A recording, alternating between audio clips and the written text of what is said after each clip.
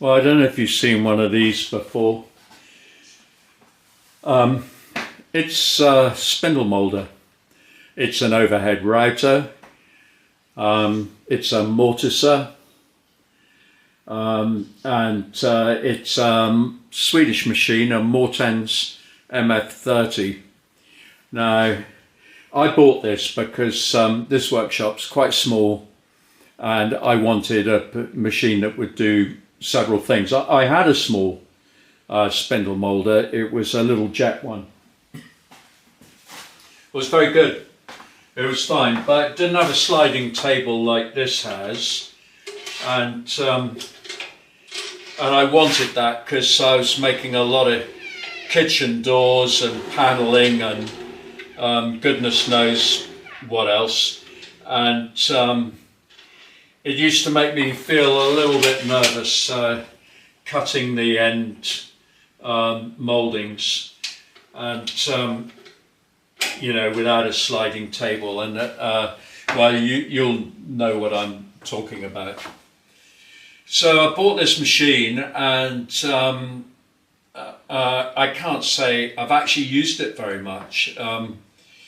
I used to use a little jet quite a lot, but this is quite a complicated thing to set up, to be honest. Now, I've turned this spindle through 180 degrees, but it will go through 270. It's completely bonkers. And I've never used it to that extent. But it's operating on a vertical and horizontal axis, and it also got a tilting mechanism in the middle. I'll show it to you from the other side, and you can see what I mean.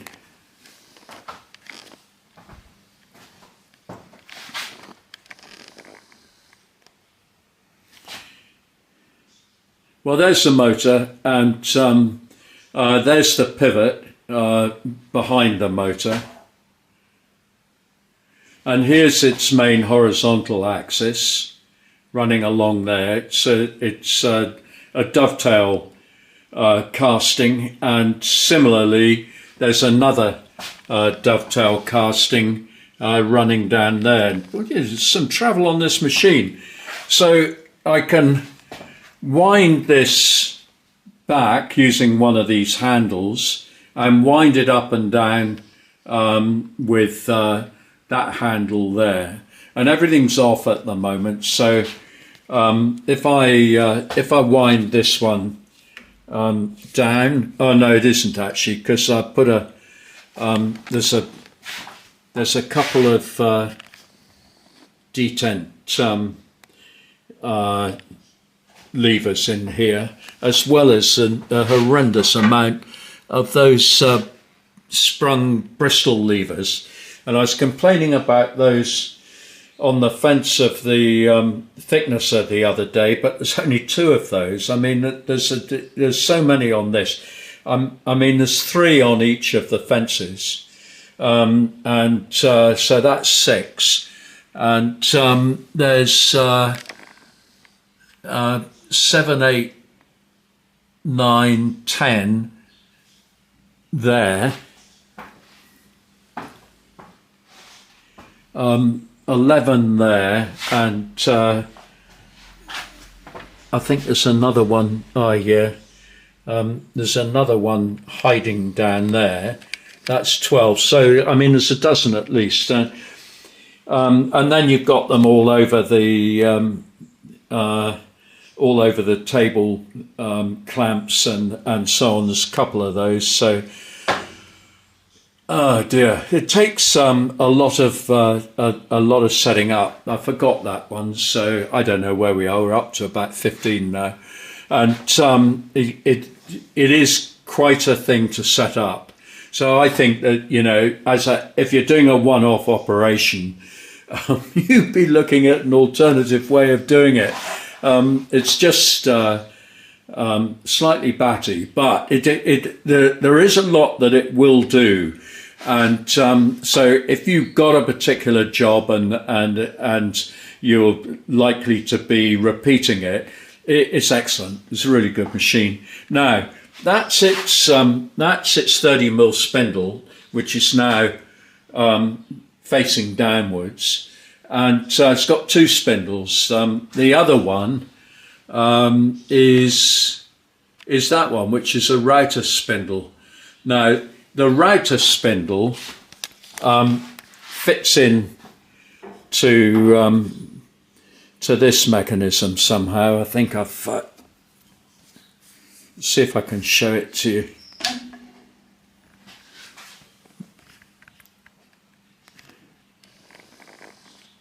Right, there's the belt drive from the motor here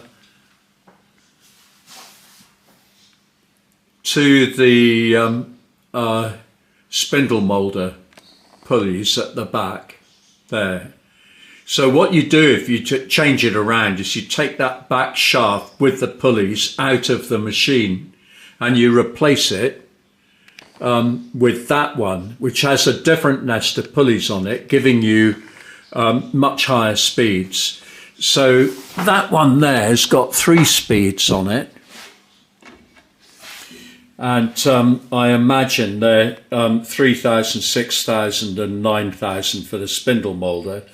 And then you got an additional one with the router spindle, which gives you 14,000 RPM. So, you know, it's versatile. Down here, next to it, there's an XY table. So you can mount the XY table up here on the sliding table, and it's controlled by a joystick. So you can move that around at will. Now, I have done that, and because I wanted to see how that would sort of work out, and yeah, it was quite fun to use. But you know, you've got to get your it's quite a machine to get your head around, to be honest. I mean, and we've used it to make dressers and doors and stuff like that, but I don't use it all that often, I have to say. I use the little jet one much more, even though I think this is considerably safer, having that fantastic sliding table. It's got a huge fence with it, look there.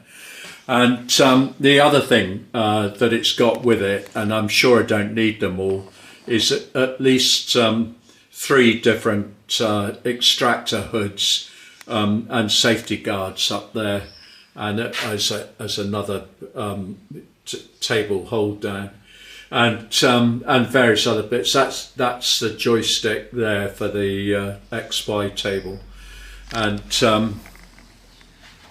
anyway, I'm going to use this on the coffee table thing, and the tooling that we're going to put in it is just a grooving cutter. So basically, it's one of those.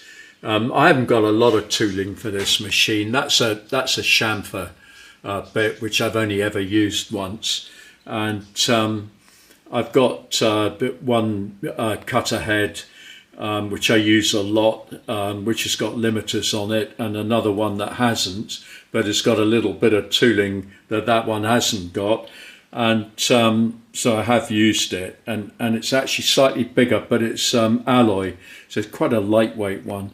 And I've got a raised panel cutter, which I use, well, for paneling and doors, you know, like you do. And so yeah, 270 degrees on a spindle moulder. Who'd have thought it? It's this machine was, I think they're still manufactured in Sweden, but they're not called Mortens anymore. I think they're called Wood-Mizer, and I think Wood-Mizer have taken them over. Either they've taken them over, or they're selling them under license or something. I don't know which. I wouldn't have a clue. But if you look at the Wood-Mizer site, you'll see that they are offering Mortens machinery. And the other thing Mortens are well known for is planar thicknesses, which are also moulders. So they do a variety of this sort of thing, but with the additional option of being able to put moulding cutters like that into them in order to produce moulded, skirting boards or architrave or cornice or whatever, you name it, and it'll do it. And those machines are out there. Don't know anybody who's got one. I've spoken to a couple of people who have had them, and so there's some interesting gear out there. I was very keen to really get a spindle moulder that had a sliding table, and to be perfectly honest, this one wasn't really any more expensive than a Felder 45 degree tilting spindle moulder, which tended to be you'd have to pay a lot extra to get a single phase one, and I wanted a single phase machine at the time because where we were we didn't have three phase, very expensive to put it on, or to buy an industrial converter for it, and so I wanted a single phase machine, and a lot of this Mortens stuff has that option built into it at no extra cost. So I think what you sort of the compromise is you get a bit lower horsepower. I mean, what's this? 3 horsepower, and it's enough for me. But it wouldn't be for a lot of bigger shops. I mean, we're not an industrial shop. We don't have anything over 3 horsepower in here at all. So anyway, I thought I'd just show you the machine, and I'm going to set it up, but you won't want to watch that because it's intensely dull rigmarole, and I'm going to set it up with that grooving cutter in it, so that we can groove out a joint down these table ends. So in order to join these ends of the coffee table together, I'm going to cut 4 grooves and then machine and insert, and we'll glue them together in that way. I've got to cut joints in the end of this of the table as well. So they're where the section pieces are, which are the longitudinal members that hold the coffee table together and support the slate top through its length.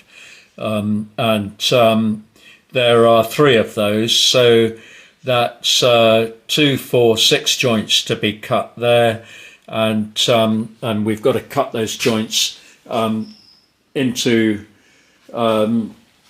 2 into each of the table ends as well. So and I'm going to do that on the table saw sled, and I've just got an additional piece here that bolts on to the table saw sled, but as you can see, it's got a very substantial vertical upright, so it's a 1-inch piece of ply there, and I've screwed and glued that pretty firmly into the bottom piece, which bolts onto the table sled and the table saw sled, and that worked really well last time I did it. So you may be interested to see how that's done.